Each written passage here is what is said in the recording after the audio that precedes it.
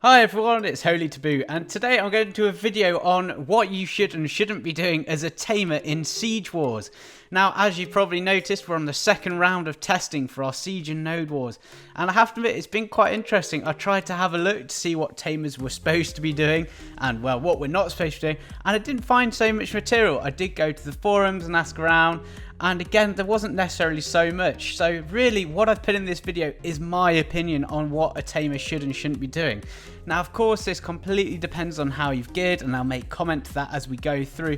But in this video, I've put together some things which I think are going to be pretty useful for you to do for you and your guild when you're in a siege war. Okay, so the first thing that I'll make note of is how you're going to build. Now, obviously, there are two really clear routes to go. You either go an AP or DP route. Now, personally, I've gone for an AP route. I did feel like if I'm going to play an assassin, I want to get in, get out, and when I'm doing that, I really want to get someone down quick. Now, that has its benefits and it also has its drawbacks. The reason why you might want to go AP, again, as I've said, is if you see a target which is a high priority kill, you can get in, kill it, but you have to get out afterwards. It's so important to remember in a guild war or a siege war or a node war, you are useless if you're dead. So staying alive is also very important, which brings me on to if you go a DP build.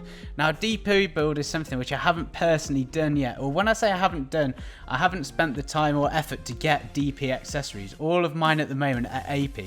I do run the career trinket, so I do have the bonus AP from that as well as DP, so I suppose I'm quite lucky. Now, before plus 20 was brought out, there were still people who were getting to the 220 mark with DP. Now, it's obviously a lot easier to get to now when you pry or duo, or if you're lucky try or onwards your gear. It's quite easy, but if you get accessories and get DP accessories, you can get pretty high. Now, the reason you'd want to do this is because it allows you to get into the back line and cause as much trouble as possible, and you don't have to worry about dying so much. And if you remember the point I just made, you do more damage alive than you do dead, so there's the trade-off. Now, again, when I've had a bit more practice and do a DP build, I'll definitely give some feedback on it.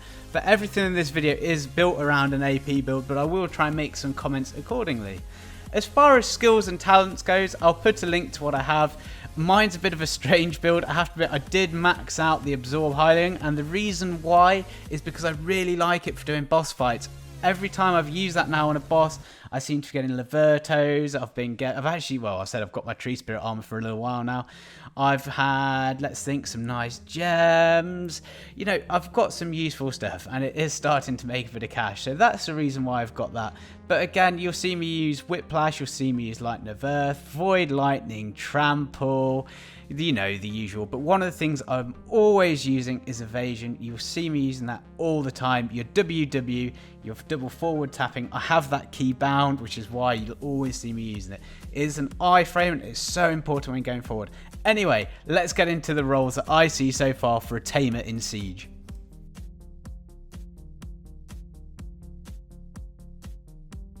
So, the first role which I see a tamer can do, now I wouldn't say it's a prime role, but I've put scouting. For me in my guild at the moment, I tend to be the one scouting. Now, that's not because we're the best at it, we're not. If you have a Musa or a Muwa, however they're pronounced, they are significantly better, but we don't have one. Now, the reason why I guess we're quite nice at this is because of our evasion move. We've got legendary beast power. So if you want to do this, always what I think you need to do is stack 5 attack speed. That way, obviously, your animations are quicker. Also, try and have 5 move speed. Now, if you have two move speed gems in your boots and you haven't gone for the resist, which I'm sure is very, very naughty, I have to admit I've done that, you can eat some food which will give you the +1 movement speed. This I believe it's like the ham sandwich. You can use that and you'll have the 5 move speed, and that will help you get around a lot quicker. Now, of course, you can take your horse if you're comfortable with that.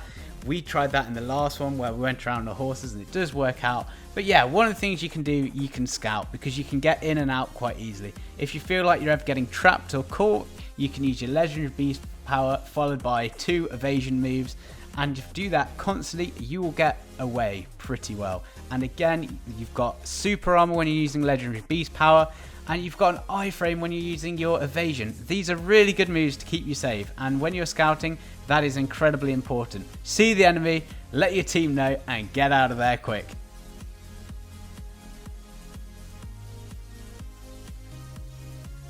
So, our second key role, and actually I say second, it's our first key role really, we've got to assassinate people. We are assassins, we are an assassination class, we should play accordingly. Now, the reason why I say this is a role is because it's very easy when you first start sieging to think, right, I'm going to follow everybody in, and then you sort of get in this really dangerous mindset of, I am a berserker or I am a warrior, and we forget we're really not. Warriors have got better DP, they've got those nice blocks. Berserkers have got a huge health pool as well as lots of moves that give them super armor and shake off. We don't want to be going in with them. Now, when I say assassinate, what do I mean? What I'm trying to say is stand back a little bit. Go on the edge, have a look what's happening. Your targets really want to be rangers and wizards, anything on the back line where you can cause some hassle. Now, wizards are a pain. Wizards will keep healing, they can buff, they're a huge target. Now, rangers can be a bit more annoying, and a good ranger will always probably outplay a tamer just because they can keep you away. So that means you have to be the better tamer in order to get rid of that ranger. Anyways, like I said, stay at the back and look for these guys to get out of position, and it does happen. The amount of times you see a wizard or a ranger who's really overstepping the boundary or maybe lagging too far back, that's perfect. Go from the side, don't run through. Even though I said you do have the super armor in your iframes, you're not going to gain anything by running through their whole team. Go in the side, do a scissor movement, or just come from behind. Now, when you see that target, unleash hell. If you've got your 100% Black Spirit, if you want to pop it beforehand to assassinate one target, do it. The other option you do have for your Black Spirit, though, is if you feel like you're getting in trouble or there's a couple of people on you, you can use it. Use your 100% spender, because if you use that, you will get super armor when you do it, and you'll knock them all up. It gives you a bit more wriggle room, and again, it's being a real pain to the enemy team. So yeah, if you see someone out of position, go and assassinate them. Go do your job. Go up, slow them, knock them down, kill them. Win, win, win.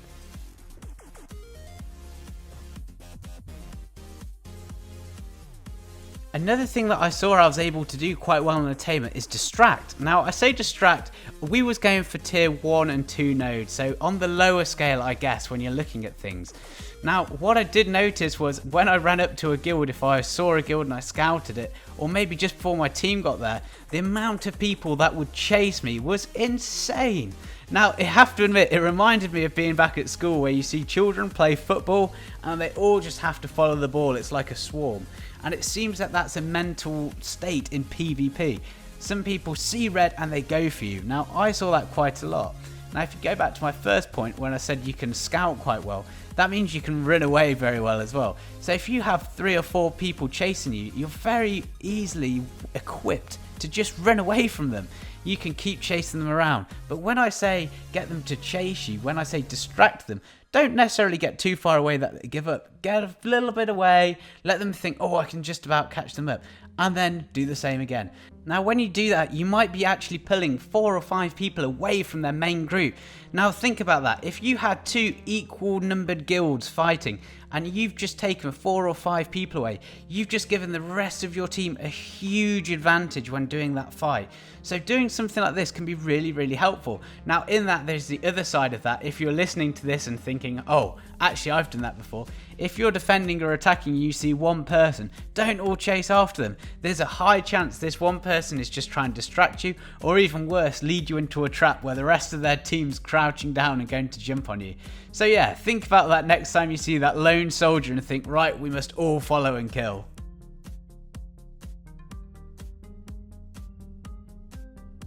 So the next skill I think is so important for Tamers, disruption. Yes, if you get the chance to annoy your enemy team, you do it, and you do it on a Tamer. The reason why, your skill set is absolutely amazing for it, and this was something I loved doing in the Siege Wars.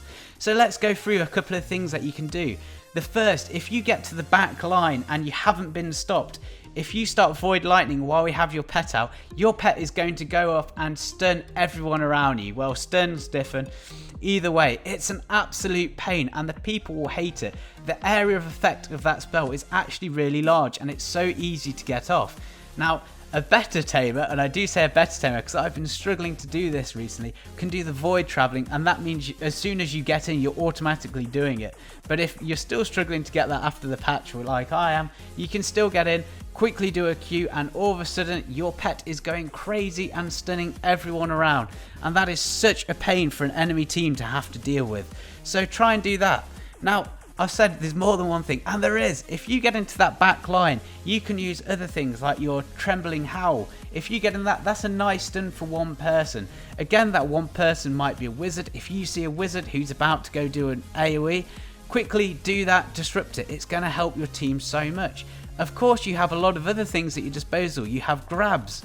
If you again see a wizard who's about to do something nasty or a ranger who's flying around, grab them, knock them down and start damaging.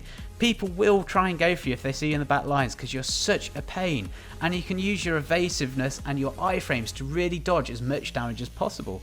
Now keep in mind, you still have more. You still have things like Scratch, and if you've gone from the flow version of that as well, it's so easy to move around a team and inflicting stiffening on them. And if you put stiffness on a target, it is a nightmare for them, and it also makes it a lot easier for you to knock them down with moves like Trample. So you have this huge arsenal at your ability where you can turn around and say, I'm going to cause them so much pain, and that's why you can get into the back line as a tamer and really hurt people. Now, if you spect into raw, or if you spect into it enough, what you can do is just go in and quickly do a raw cancel, and that is just you press the key for raw and you instantly press back. That will do the area effect of raw, the first part, the first explosion, and it will also apply the slow. All of these things together make you a pain. And finally, another good move to use, and I'm so sorry I didn't say it sooner, but your Surging Tide. That ability is crazy. It inflicts a sort of a slow stiffness on people, and it's really good to set up traps with. If you've just knocked someone down and you've been a pain to people, you know when they're going to get back up, get ready to cast that and get that out on them. You can really lock people down for a long period of time, and you can keep going through all the rest of your moves. This is something which I find so important for a tamer, and it's so rewarding when you do it properly, and you can only think what the other team is saying when they see you in their back lines doing all this.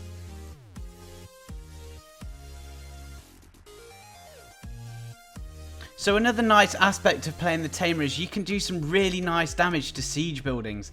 Now again, I've said to you I like to take the Absorb Hylian buff, and that's because also when you're doing this, it's so nice if you can stack that with your 100% energy. You take that extra 30 AP, and when you start going on these towers, you can unleash so much pain and damage to your opponent's buildings, and it is so nice and rewarding to see. Now of course it's not like on world bosses and PvE type targets where you can get your back attacks, but you'll see you're still hitting it and you're still getting the crits, which is why the buff's really nice. And this is so important because it's one thing being able to kill your enemies, but it's so important to be able to get the enemy bases and structures down. Sometimes you might want to take a more tactical approach where you take down all of the medic towers so they spawn on lower health, which will help you kill them when they respawn. Maybe you want to take out the archers or the flame towers to try and defend yourselves when you're actually attacking it.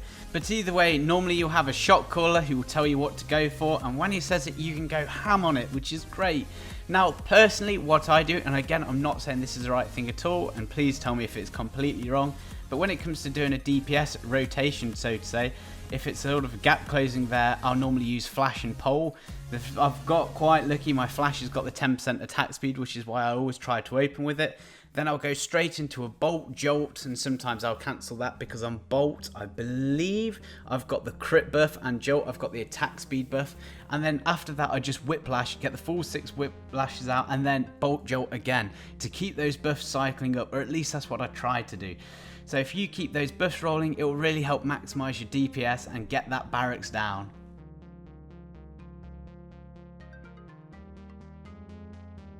Okay, so the last point that I've said is really good for tamers, and I guess this is really for probably most classes, but I've put down protection. Now I say protection if your team's already gone in and say for instance you died, or you're a little bit late to the party and you can't find a good opening to go around the sides, there is no point in you running through the center because you will get caught, you will get killed, unless you're a DP build where it's probably a bit more forgiving. But hey, like I said, I'm AP, I don't want to get caught and I definitely don't want to get killed. So why do I say defense? If you come in late and you see that there is another Tamer or a Sork who's attacking your wizards or rangers, you can do a very good job of shutting them down or even killing them. Now, yes, fighting against Tamers and Sorcerers are just as painful as you could imagine because they're going to do all the things that I've already mentioned. They're going to be iframe, they're going to be stunning, they're going to be knocking down, but you need to be doing that back to them. Remember, if you can keep your wizards alive longer, your team's going to get more heals, your team's going to get more buffs.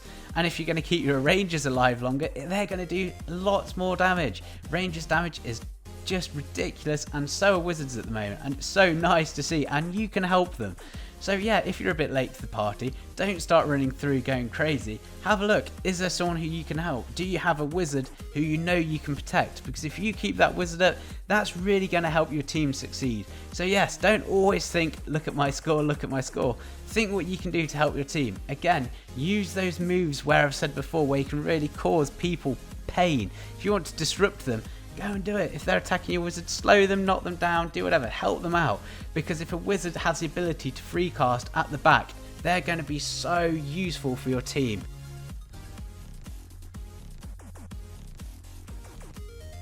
Okay, so there we are. There's 6 points there for how you can help your guild out when you're doing node and siege wars. Now, again, please keep in mind this is just my opinion. What you've seen in the video is me going as an AP tamer.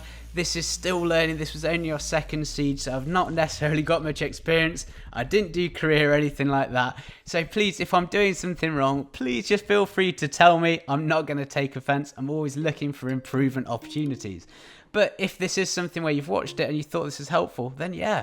But I know full well from my guild when we've spoken about it afterwards, the amount of times people say, oh, that was really useful when you stunned those people or when you slowed them off me, or it was great to see you take down those wizards. If you do stuff like that to your guild, you're really going to help your guild finally win a node war. And if you win the node war, you're going to start getting the money for your guild. So it is a win-win. Anyway, I hope you found these tips useful.